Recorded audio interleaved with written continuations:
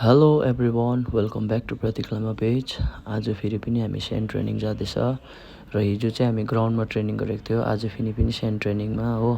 So एकदमै अब राम्रो वेदर पनि थियो हो। अन्त यतिखेर हामीले सेन्ट ट्रेनिङ पुगेर चाहिँ ड्रेसहरू चेन्ज गर्दै थिएँ। यो चाहिँ अन्त केटाहरू एकदमै थाकिसकेको मोमेन्टलाई चाहिँ अब मैले क्याप्चर गरेको होइन। म पनि हत्तु भइसकेको थिएँ होइन, किनभने हामीले यतिखेर धेरै नै ट्रेनिङ गरिसकेको थियो। अन्त यो चाहिँ हामीले कतिवटा अब ट्रेनिङ गरेको चाहिँ मैले अब यो भिडियोहरू हालेको छु हो। सबै त हाल्न सकिनँ, किनभने ट्रेनिङ गर्दा आफूले मन तन लाएर ट्रेनिङ गर्नुपर्छ।